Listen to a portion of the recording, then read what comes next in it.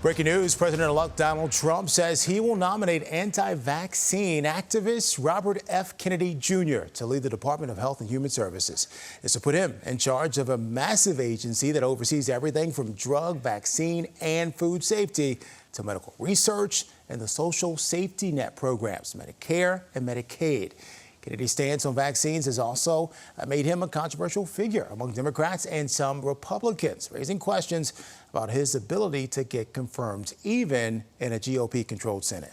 And he is not the only pick that is stirring up controversy. Sylvia is here with reaction to another one of Trump's cabinet selections. Sylvia? Carrington, Dawn, Trump is shocking politicians, the media, and even some of his own supporters with his latest cabinet picks, especially his choice for Attorney General. He has nominated Matt Gaetz, the now former Florida congressman who's facing investigations for sexual misconduct. Now, if approved by the Senate, Gaetz would lead the Justice Department, an agency that just last year investigated him for allegedly sex trafficking an underage girl.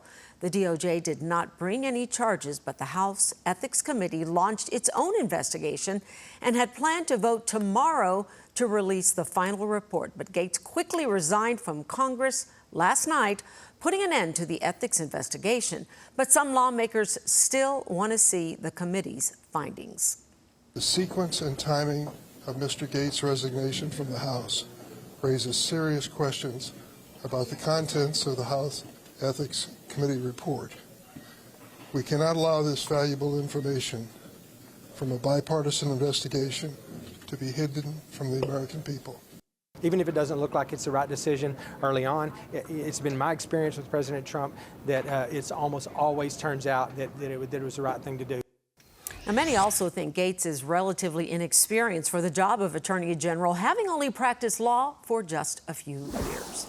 Guilty on all counts, the suspect in the murder of 2 young girls in Delphi, Indiana, is now a convicted killer. Our Dane Placco was at the courthouse with reaction to the dramatic decision. The 7-year nightmare here in Delphi came to a close this afternoon after the jury deliberated for 18 hours over 4 days, following a trial that lasted 4 weeks. Yes, oh my God, yes! There was elation and joy in this small community, mixed with tears, as the jury found 52-year-old pharmacy tech Richard Allen guilty on 2 counts of murder and 2 counts of murder while kidnapping.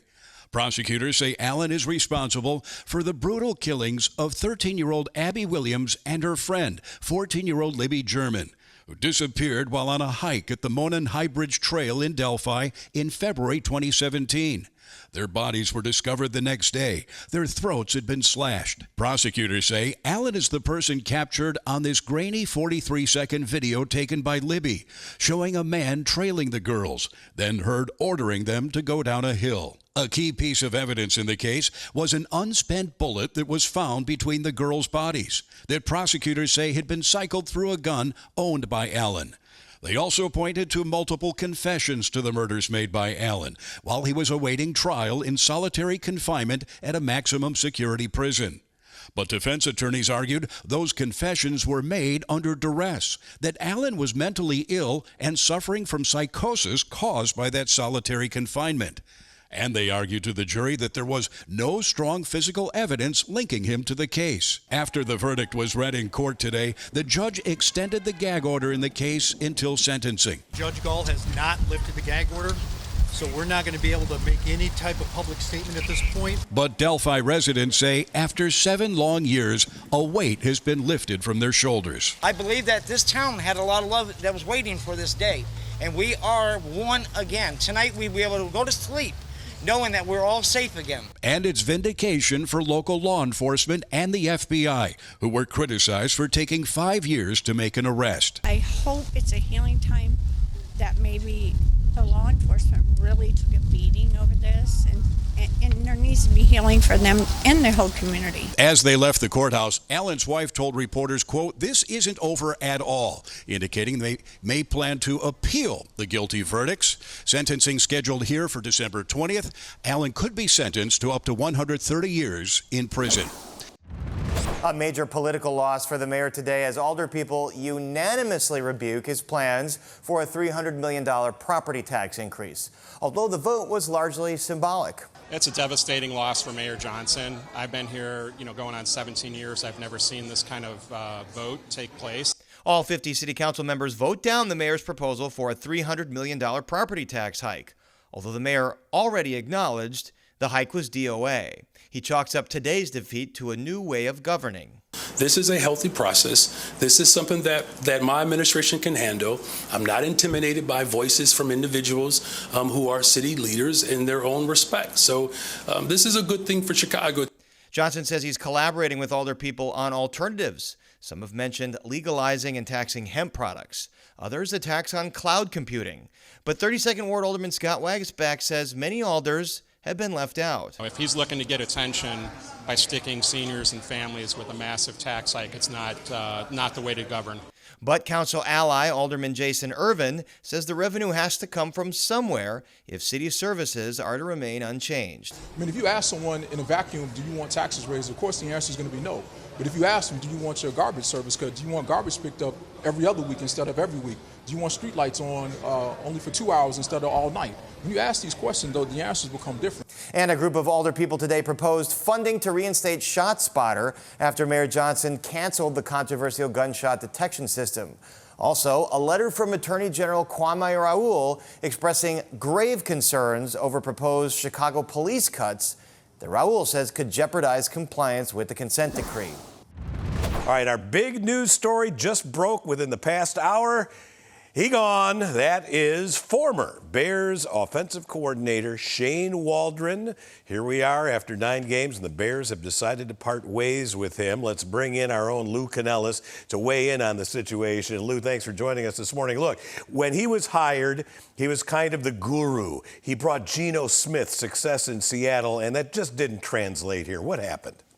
No, it didn't work at all, Mike. And you know what? Like you said, he came from Seattle, where many felt that he was the reason behind Geno Smith becoming the comeback player of the year in the NFL and reviving his career. But if you really dug deep into Waldron's experience in Seattle, didn't run the football a lot, was criticized often for not using a talented running back like Kenneth Walker. Still, he was given the opportunity here in Chicago, and it just failed on so many levels. As you mentioned, we're just 9 games into this season.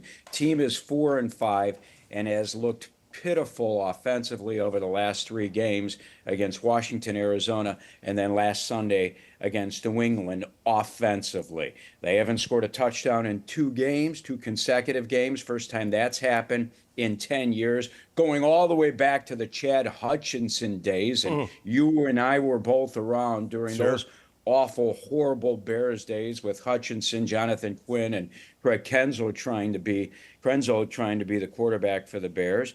And 23 consecutive series without a touchdown, and they just looked not motivated in the second half of that game on Sunday. And one would point to the offensive line and the injuries that the offensive line has dealt with, and I just refuse to do that. Teams go through injuries all year long, and the Bears have no excuse to not be better on the football field, especially with all the money they spent on playmakers, giving DJ Moore a $110 million contract, bringing Keenan Allen, giving DeAndre Swift all that money. Gerald Everett has barely even seen the football field, and Cole Kmet to be targeted 3 times in 2 games. Sad. It's a $50 million tight end. It just hasn't happened. Change needed to be made. All right, his predecessor, Luke Getsy, dismissed. He's already been fired from his job midseason. Now Shane Waldron is cut midseason. Is this a systemic problem? We just can't find an OC? Well, we're going to find out.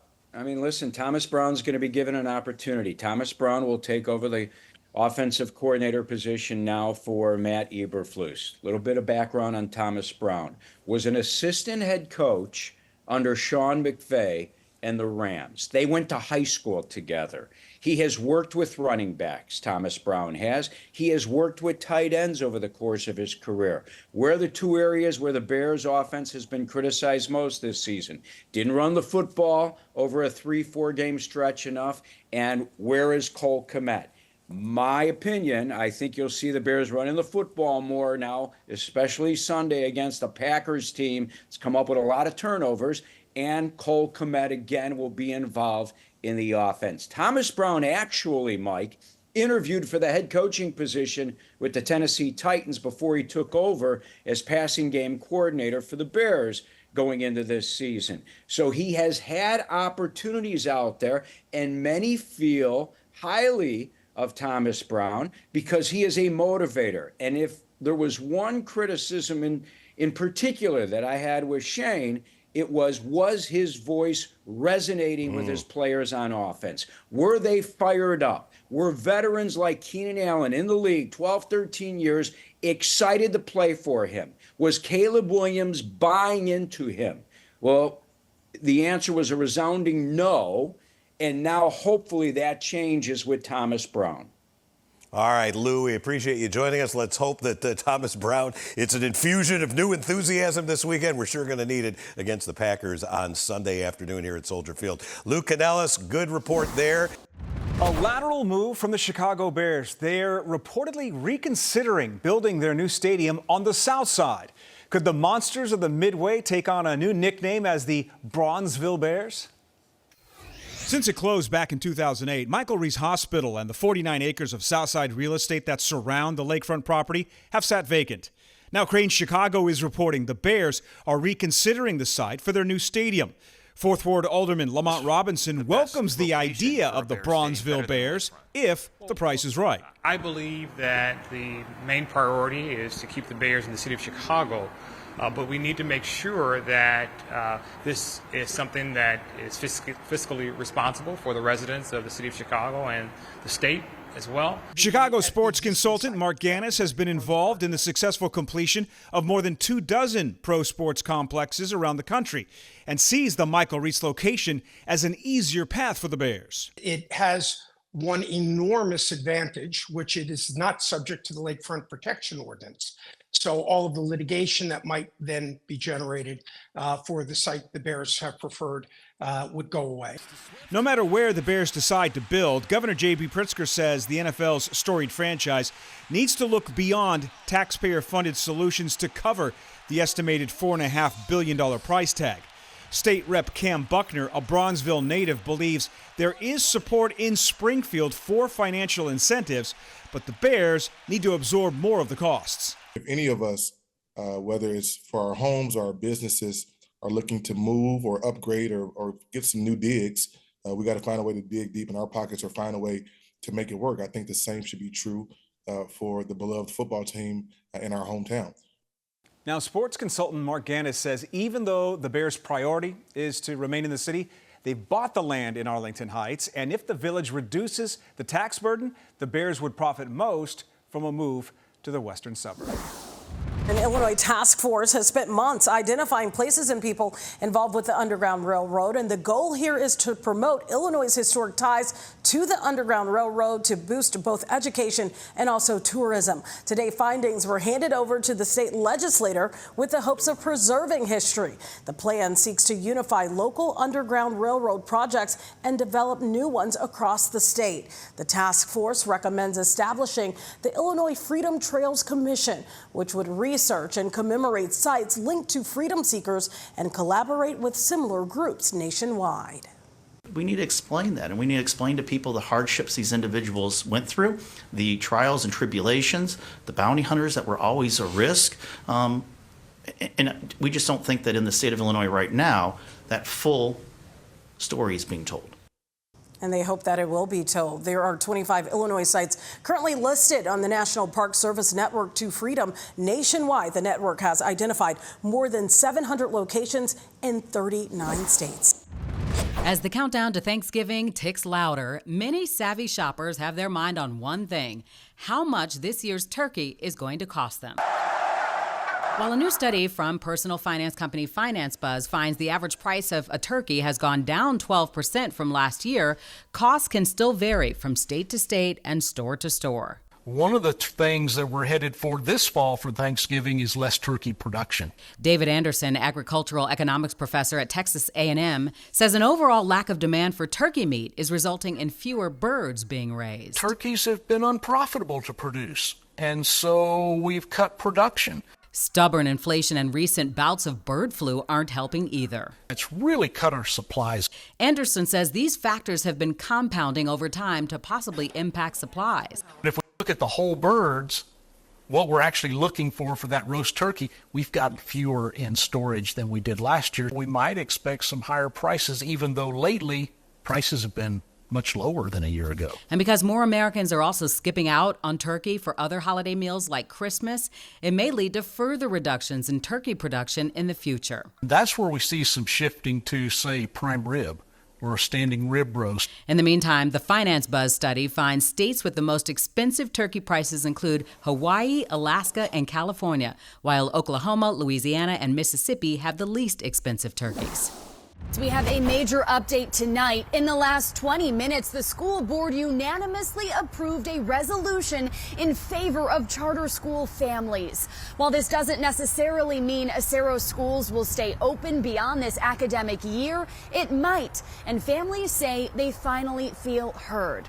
Parents, teachers, and students have been pleading for something to be done to keep their classrooms open.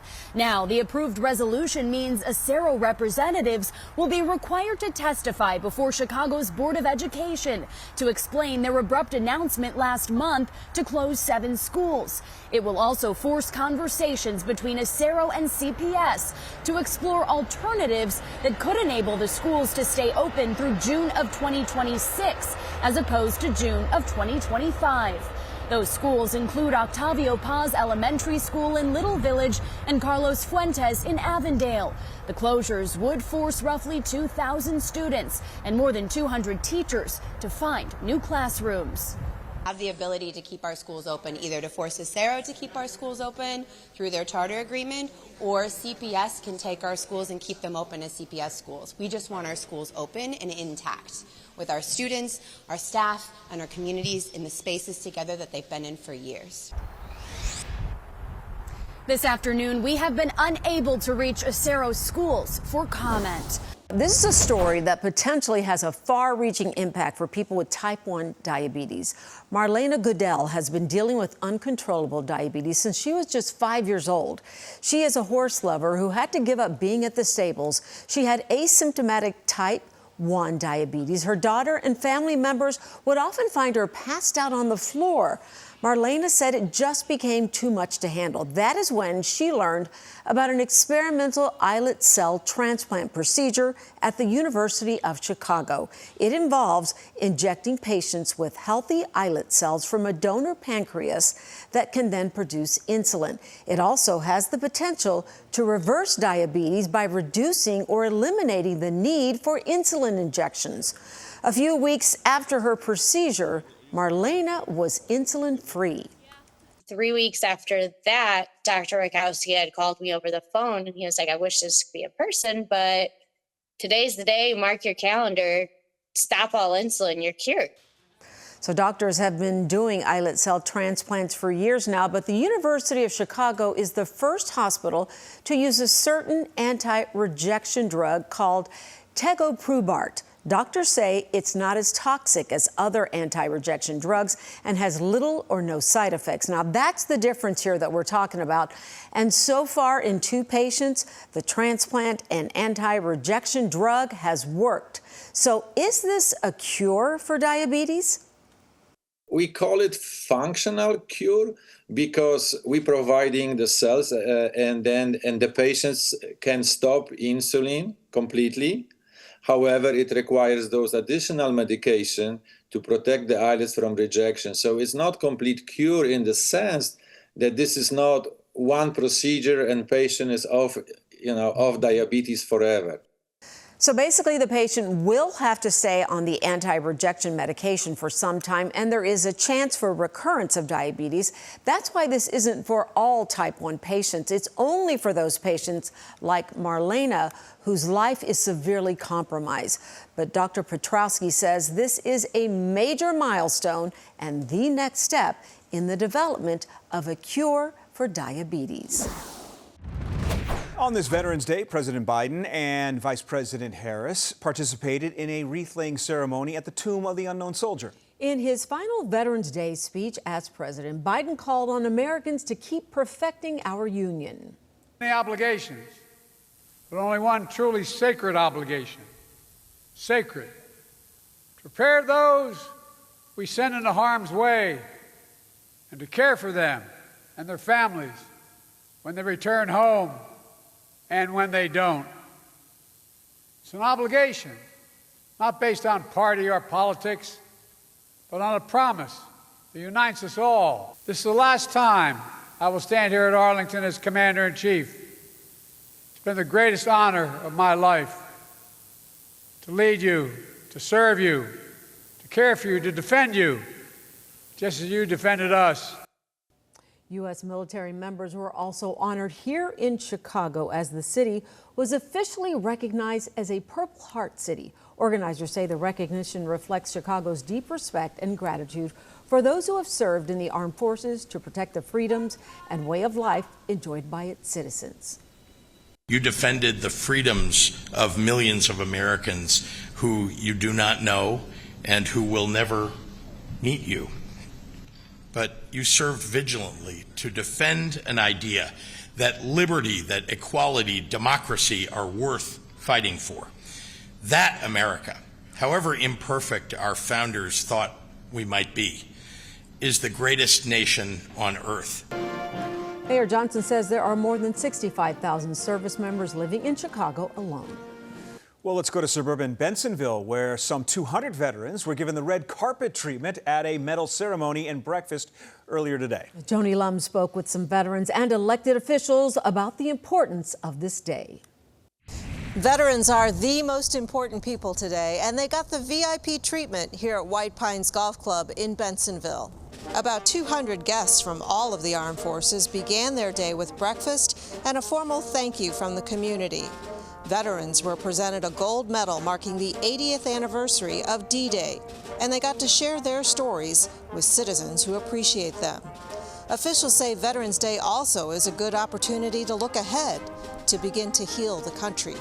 Once every 4 years, it falls within a week of our presidential election, and after all the months of partisan rancor, it's great to get together to celebrate those people who protect our right to disagree, who protect our right to elect our own representatives and to look at what's best in America. We've had our times with recruiting in the past with, not meeting our recruiting numbers, but we're meeting our recruiting numbers, right? The message is getting out that service is a thing, and it's a great thing to serve our nation. So that message is getting out to the younger generation.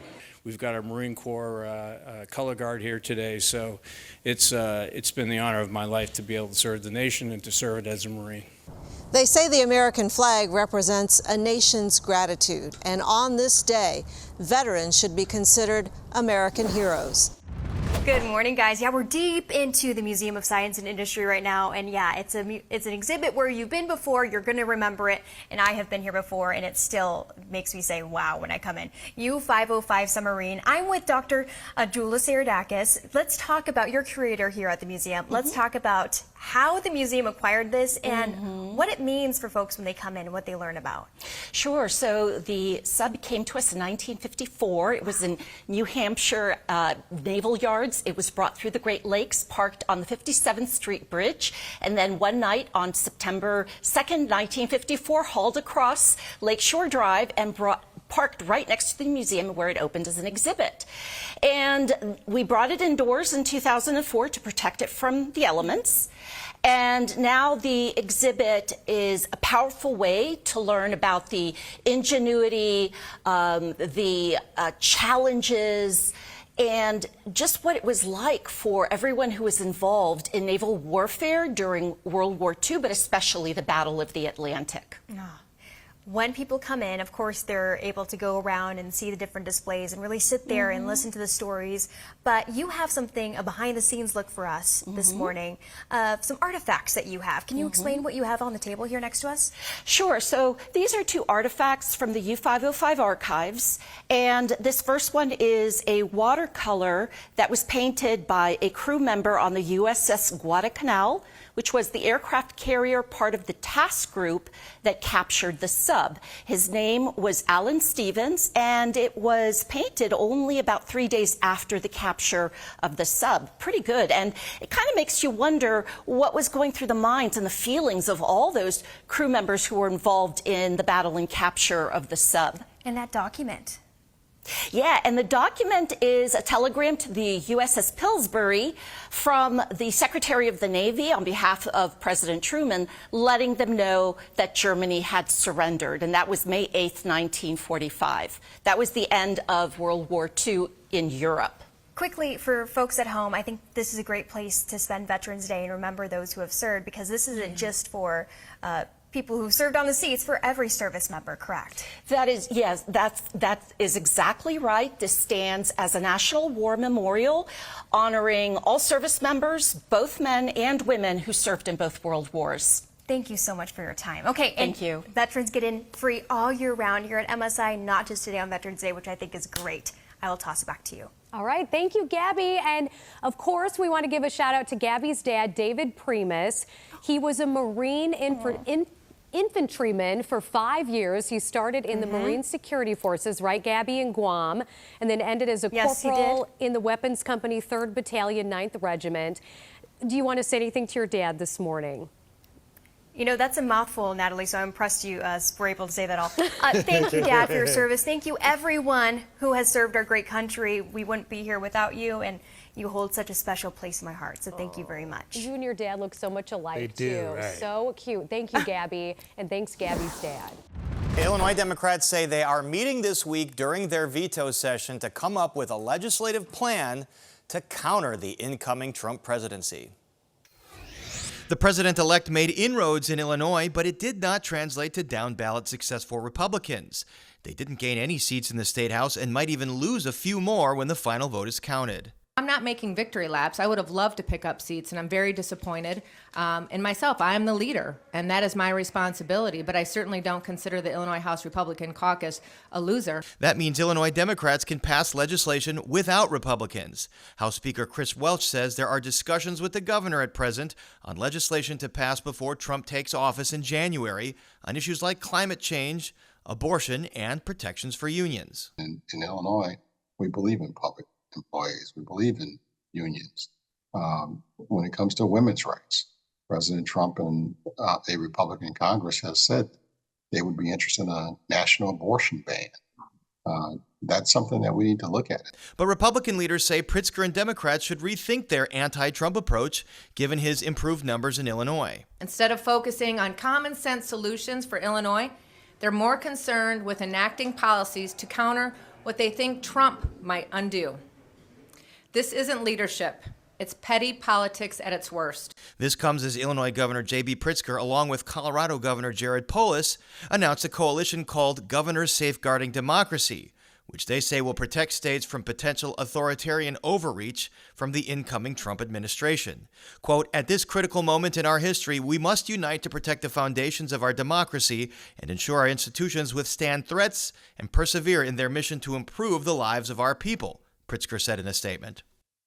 Now, back home locally, some Democratic lawmakers have threatened legislative action to give Chicago's city council more control over the CPS school board. This is in response to the current chaos there. But Speaker Welch says there is nothing planned on that front so far. Are you ever worried about little green men invading your backyard? Well, Congress apparently is, and it's holding hearings on what the government knows about UFOs. Griff Jenkins has more from Capitol Hill. There are certain individuals who didn't want this hearing to happen. It's a sensitive topic in the military and on Capitol Hill, but now lawmakers are working to pull back the curtain on UFOs and how much the government knows about them. This is the second congressional hearing looking at unidentified anomalous phenomena, or UAPs as they're known at the Pentagon. And lawmakers came out swinging, accusing the government of a vast conspiracy to cover up the truth about our interstellar neighbors. Non-human intelligence exists. Non-human intelligence has been interacting with humanity. This interaction is not new, and it's been ongoing, and there are unelected people in the government that are aware of that. Today's hearing featured a big new bombshell. Whistleblowers alleging there's a secret Pentagon program called Immaculate Constellation, containing files of evidence showing UFOs are real, and it's been withheld from Congress. There's thousands and thousands of these photos and videos that exist and have existed for decades, and the government has been, frankly, covering it up. Another witness, retired Admiral Tim Gallaudet, says he's seen evidence of encounters with UFOs. The Pentagon denies it and also says the alleged UFO programs don't exist. But Gallaudet and others are still insisting the truth is out there. We should not turn a blind eye, but instead boldly face this new reality and learn from it. And the truth seekers may have an ally in President-elect Trump, who recently said there's no reason not to believe that life exists beyond our planet. Something bad is happening in Oz. The best way to bring folks together is to give them a real good enemy.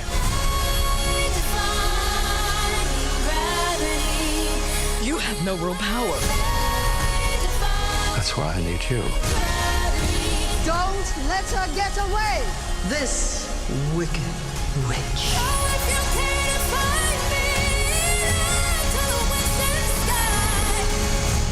It is one of the year's most anticipated movies, and it opens next week. But did you know the new movie musical Wicked has some close ties to the city of Chicago?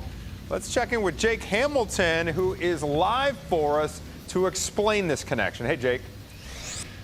Anthony, you're absolutely right. We are live in Logan Square. And you know, when you're a kid, you grow up watching Wizard of Oz. You grow up maybe reading the book. And what's the thing they always tell you? You follow the yellow brick road. Well, take a look at this. The yellow brick road is right here in Logan Square because you might not know it. Author L. Frank Baum, who wrote The Wizard of Oz, wrote it right there in that house right behind me. They have sort of a little bit of a tribute here. They've got this really nice mural with the sign, "There's no place like home."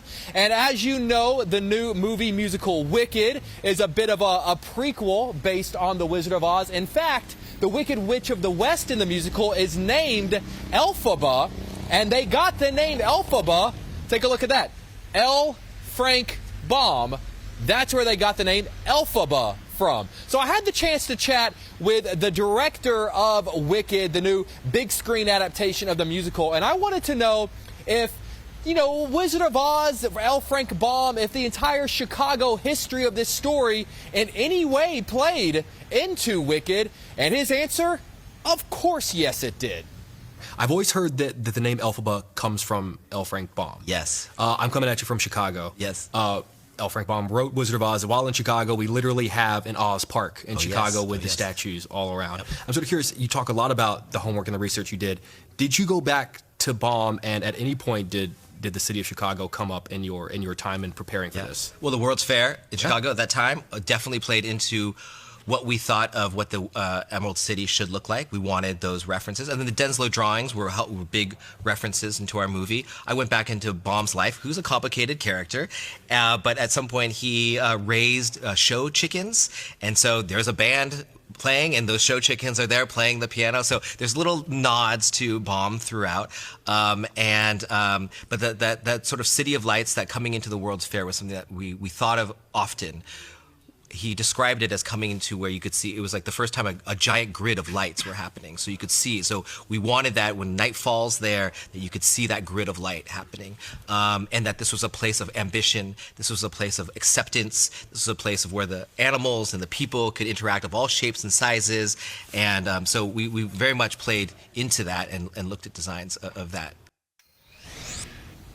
We were always taught growing up there's no place like home, but wouldn't you know it, home for L. Frank Baum was right here in Chicago. He lived in that home behind me with his wife and 4 kids. He moved here from New York to be a newspaper writer, and in around 1899 actually put pen to paper and started writing The Wizard of Oz, and the rest, as they say, was history. We'll have more from John M. Chu coming up in the next hour of Good Day Chicago. Wicked opens in theaters next Friday.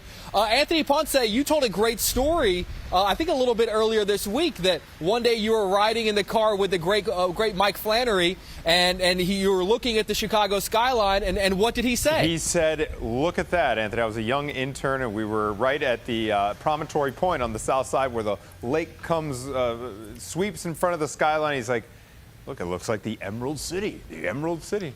There you All go. right, Look Jake, at that. real quick before we let you go. So, yeah, exactly like that. Will this movie live up to the hype for audiences? It absolutely does. Here's one thing I do want people to know, so you're not surprised going in. It's Wicked Part 1. As you know, if you've seen the stage musical, you know there's Act 1, and then there's intermission, and then there's Act 2. There will be a Wicked Part 2 next year, this time next year. So consider this Wicked Part 1. The movie ends with Defying Gravity, and then we've got a year-long intermission. So I just want people to be aware of that. But it is fantastic. Prepare for Best Picture nomination and several others. We'll talk more in the next hour. Thank you so much for managing our expectations there. We appreciate it, Jake Hamilton. We're back with more right after this. This holiday pop-up bar is all things merry and bright. And who is making a list and checking it twice? None other than Mariah Carey, of course. On the second floor of Virgin Hotels, guests will be transported into a festive wonderland with trees, garland, lights, and more. You can pose with Mariah for Instagrammable moments, write her a holiday message, and enjoy a list of signature cocktails. So why the pop-up? Well, why not? Actually, though, it was designed to celebrate the 30th anniversary of Mariah Carey's timeless favorite, All I Want for Christmas Is You. The holiday experience is a collaboration between Mariah herself, Black Irish, which is her own Irish cream brand, Virgin Hotels, and Bucket Listers. Along with Chicago, the experience is going live in Dallas, Nashville, New York City, and New Orleans. Ambience, you're going to be able to sit and sip delicious cocktails with all your friends, and it's just like a cozy up spot. But we do have specific Mariah moments kind of hidden throughout the space. We've got her playing on the TVs, we got her song, as you can hear. If anyone who's a Mariah fan knows, November 1st she melts and comes out. So kicking off with Mariah is super fun for us. We got a lot going on in the city this year, but this is the perfect one to start with. Tonight is just a preview. The event officially opens tomorrow and runs through December 29. 90-minute time slots are available to reserve starting at just $20. We'll have more information on our website. When money's tight, the holidays don't exactly feel like the most wonderful time of the year, especially with inflation still hitting hard. We have some help. In tonight's special Money Saver report, I take a look at some ways to help you still afford your gifts and celebrations and dodge some debt.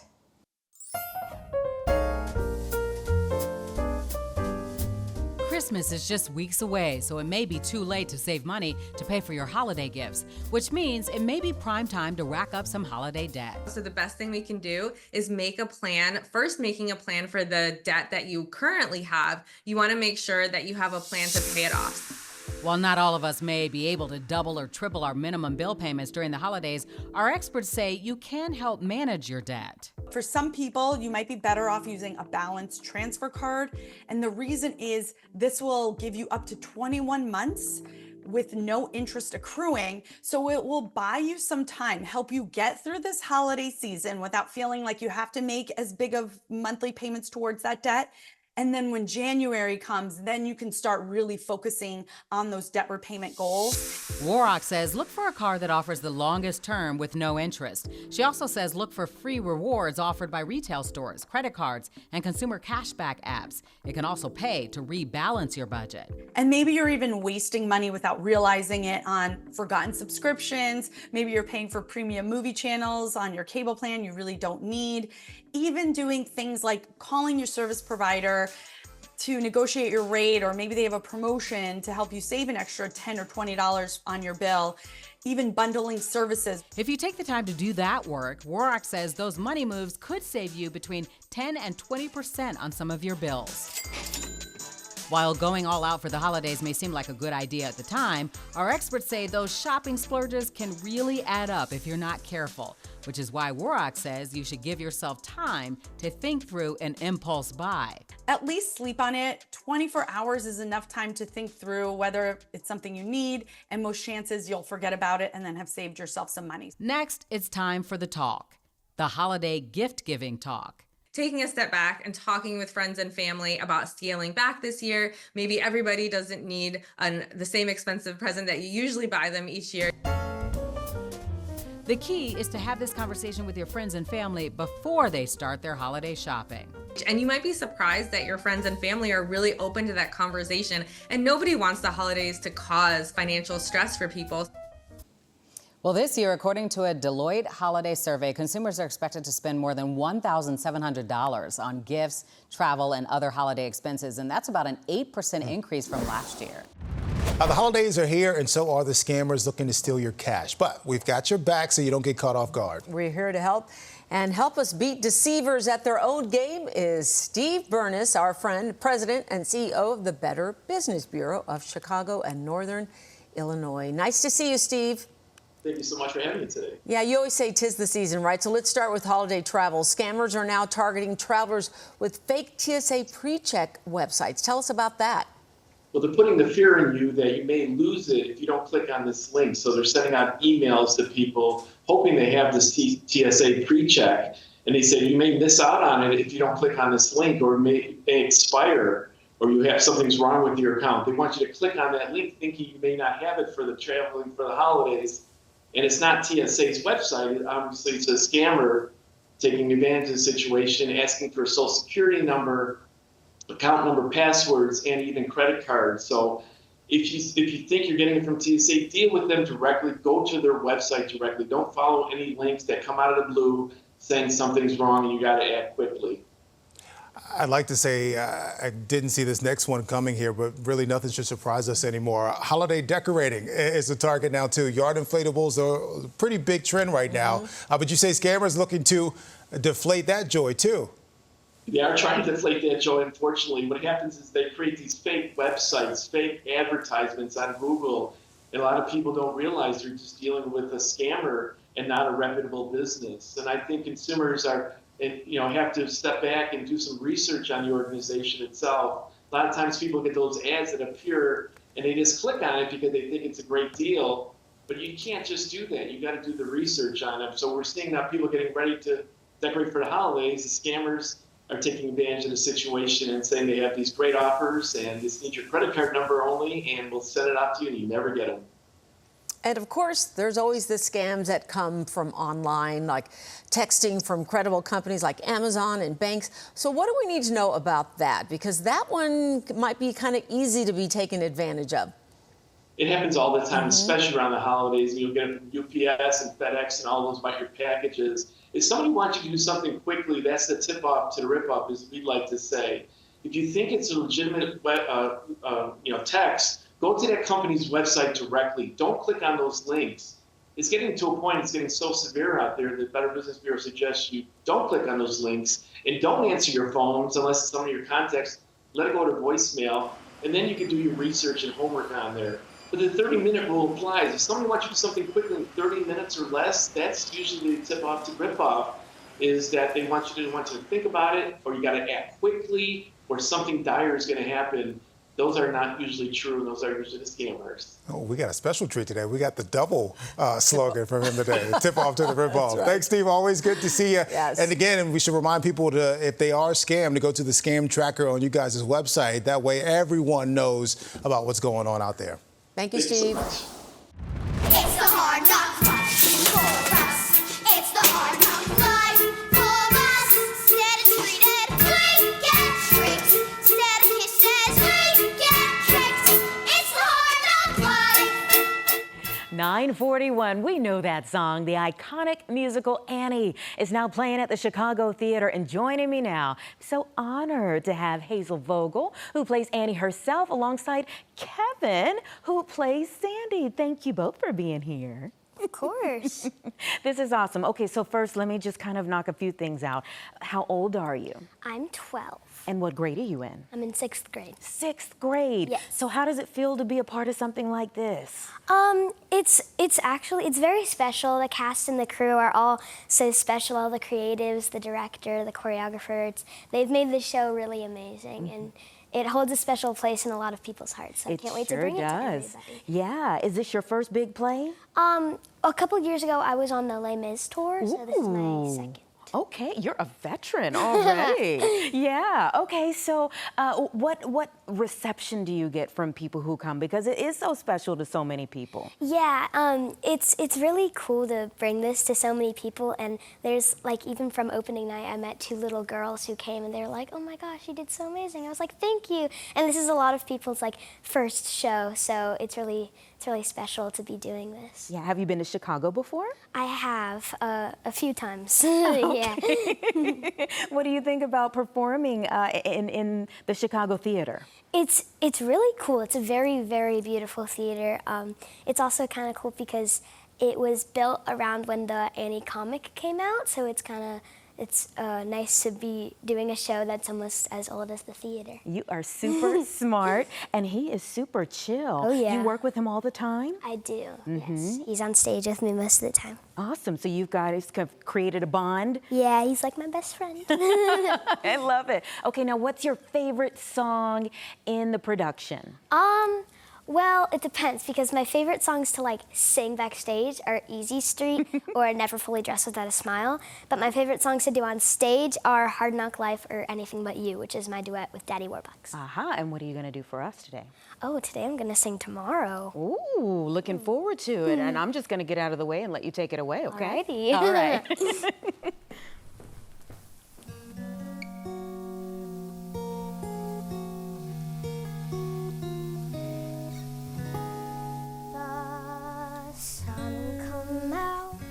Tomorrow, bet your bottom dollar that tomorrow there'll be sun.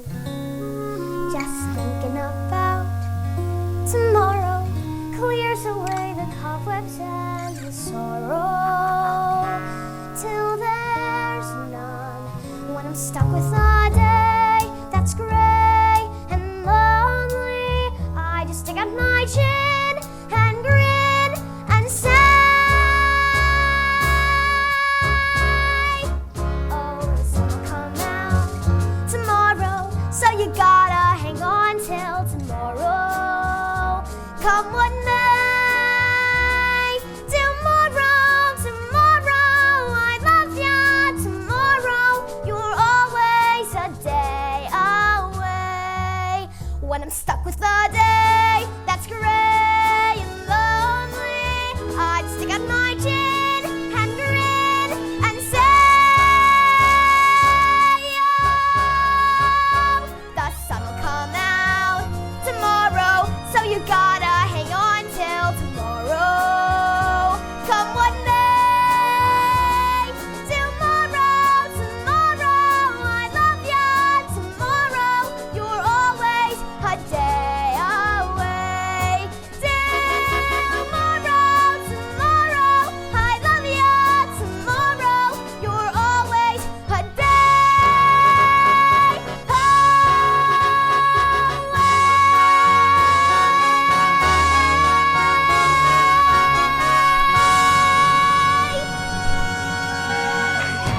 Hazel Vogel, I'm so proud of you. Thank you. You are so awesome, and I Thank you just so know much. we're going to hear so much more from you. I was over there in tears. Oh. You sold that show. Now we want to go see it just so we can see more of you. The iconic Tony Award-winning musical Annie opened Tuesday at the Chicago Theater. It runs through December 1st, so everybody run out, get your tickets. They're on sale right now at chicagotheater.com/Annie. Thank you so much for being here. Of course, thank you for having me. Oh, and come back anytime you're in Chicago, okay?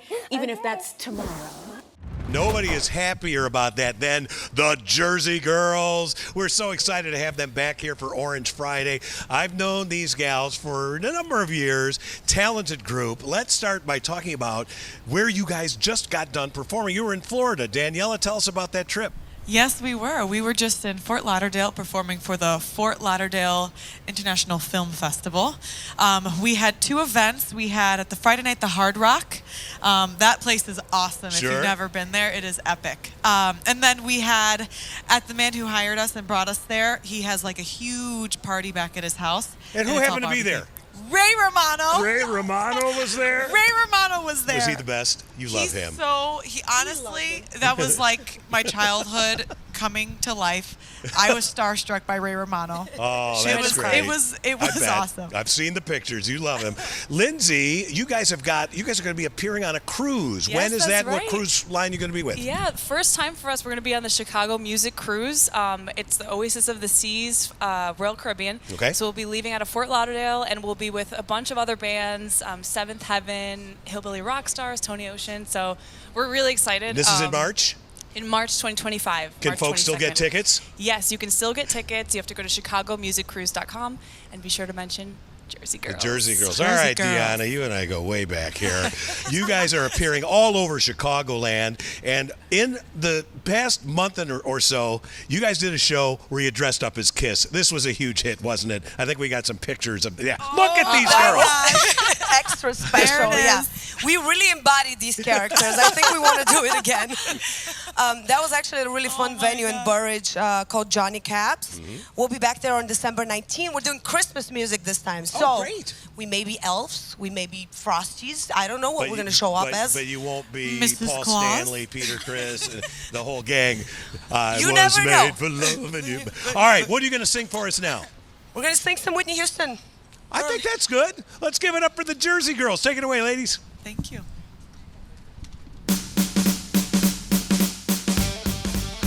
I've got the stuff that you want. I've got the things that you need. I've got more than enough to make you drop to your knees. 'Cause I'm the queen of the night.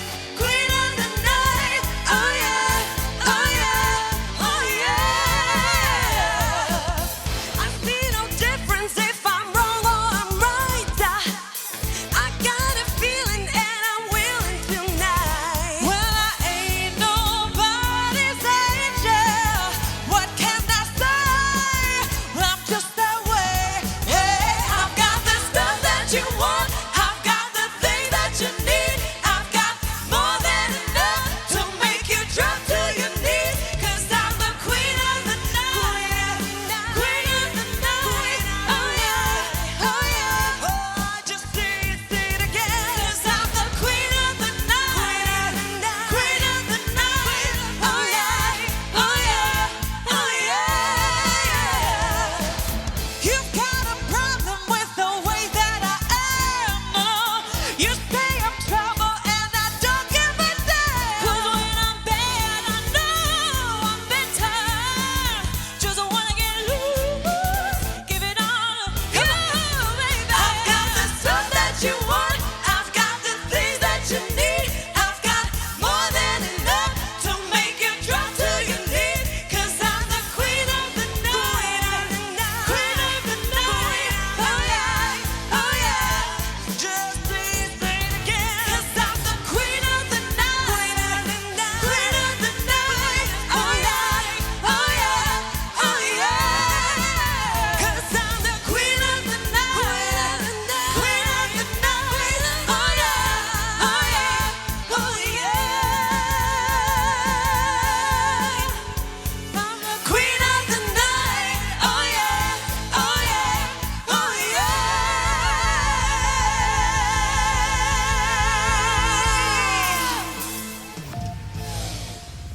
This has been your Fox 32 Week in Review. See you around next week.